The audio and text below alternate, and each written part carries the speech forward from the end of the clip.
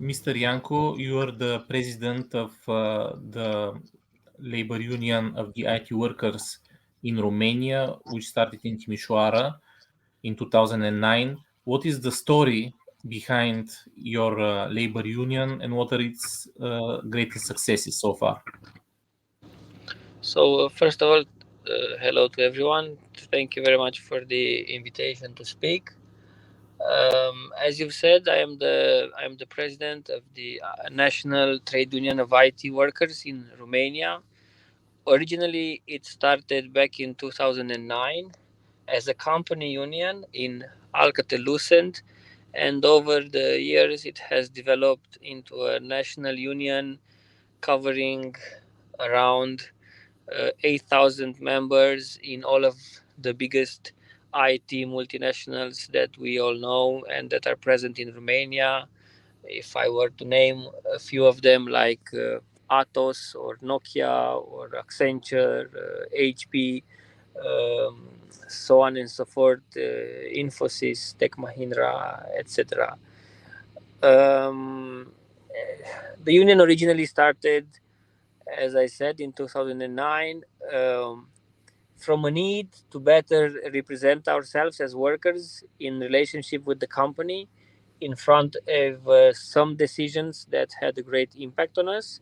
And because we were not organized at that moment, we weren't necessarily part of the decisions that were taken and that were highly impacting us as workers.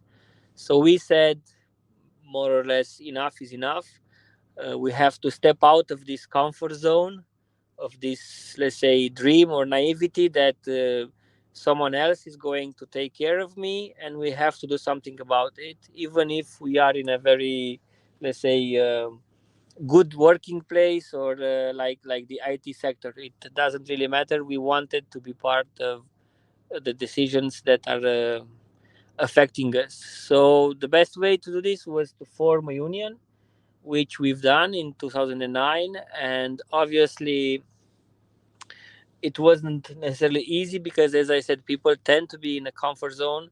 People tend to believe that nothing can happen to them. People tend to believe that they can always solve alone their issues. And it's, unfortunately, it's completely the opposite. And we've learned that along the years, and it's something that we promote now. And because we formed our union, we were able to be part of all of the decisions that were impacting us. We immediately started collective negotiations with the company, very successful negotiations, because we weren't afraid even to go on strike in 2009 for our rights. And we managed to make in such a way that the decision that was impacting us, which meant us being sold to another company, have never affected us in terms of our terms and conditions that were negotiated with the company. So it was a great success. People saw that even if you work in IT, it's not, you're still a worker, and you still have, at some point, even if you have a good salary, maybe at some point you have issues. At some point you have problems that need to be solved, and without a collective voice, you don't get the necessary influence over the employers to make sure that some decisions, or any decision, will not impact you. After 2009, and after this success, which you can imagine, it was present all over the press and everywhere, so an IT company going on strike, an IT company forming a union, an IT company having a collective agreement, was a bit unusual.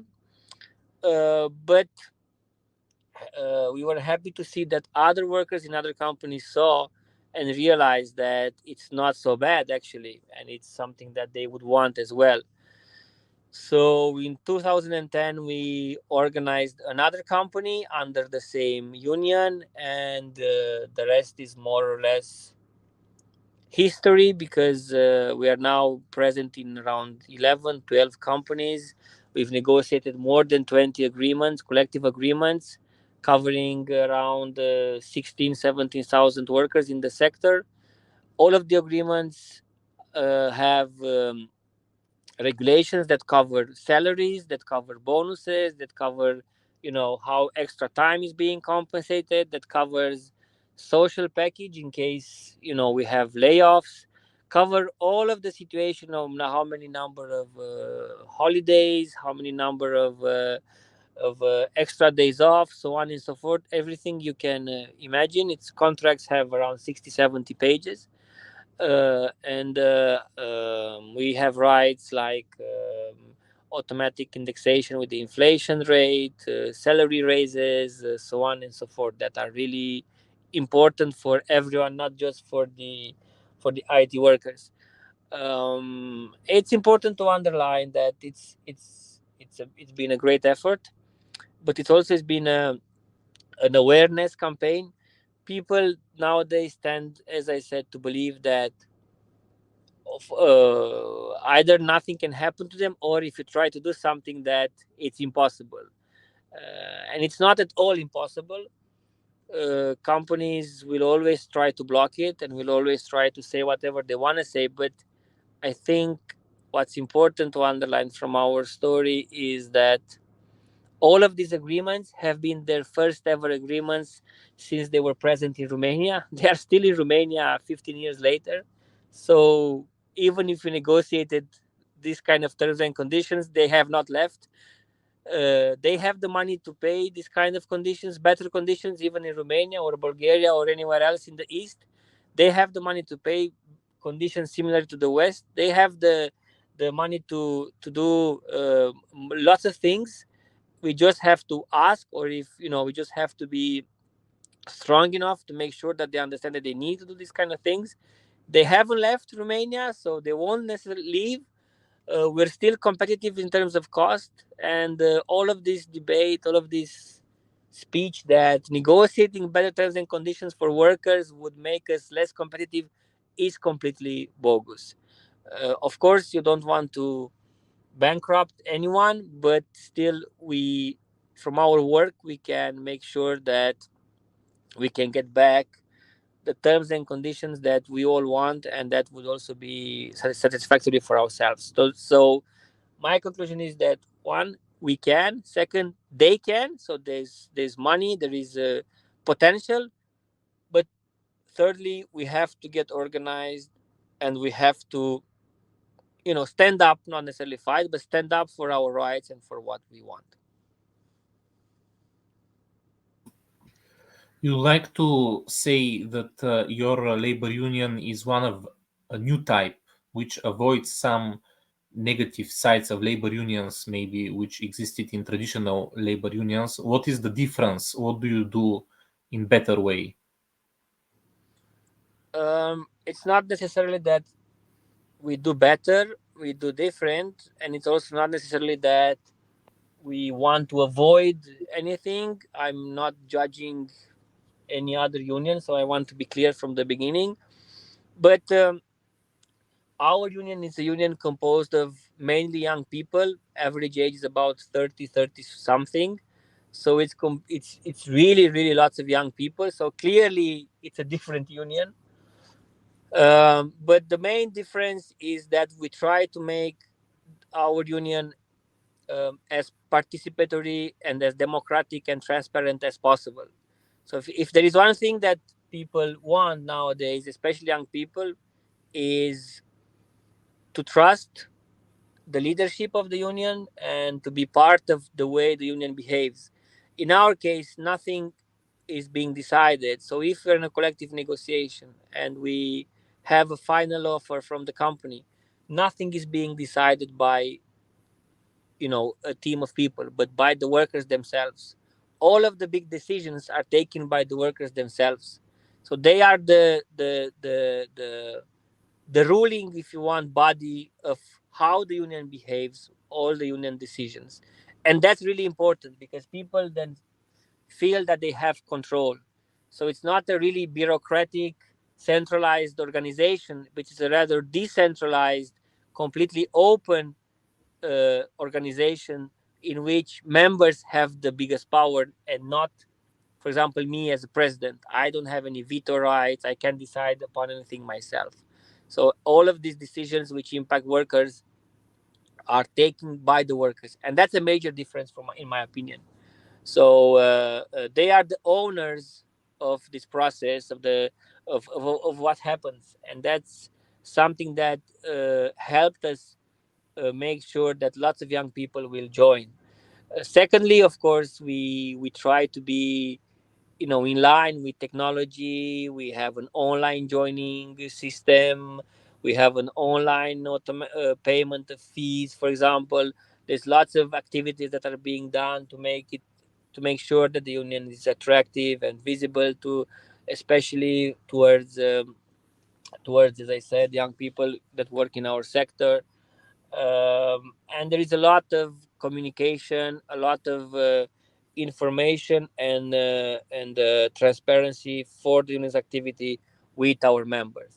So it's an approach that we saw, helped us to get the confidence, especially from young people, and to avoid them saying, yeah, you're just like the whatever old unions, or I don't know what people are saying nowadays about unions, but is something that we don't see in with us.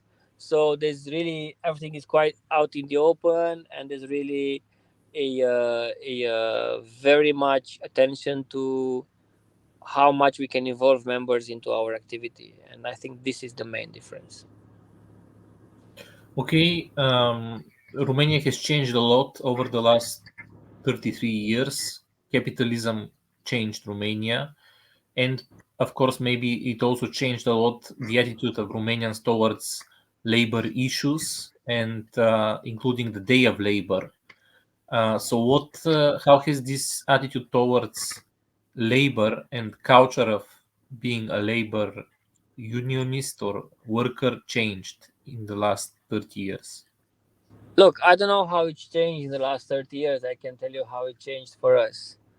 Since we've started doing this, we see that people are more aware of their statute as workers and the labor relation with the employers, more attentive to contracts, more attentive to what they sign, more attentive to what's been offered to them. And also we've seen that we started a tradition in employee representation with unions. So people will ask now when they move to another company, is here a union? Is not? Do we have a union? Do we don't have a union? Do we have a collective labor agreement? Don't we? These people are much more educated now in terms of their position, in regard with the employer, and what should be in the in this con in a normal labor environment, collective agreement, efficient and correct employer representation, so on and so forth. So I think indeed we've managed to change the mentality of lots of young people and put in front of them a mentality in which they are much more aware of what are their rights, they how they can protect their rights, how they can protect their interests better, all of these things which are really really important as worker. So they're very much aware now of this, and I believe that we've managed to build a increased tradition of trade unionism, you know and that's really important for us.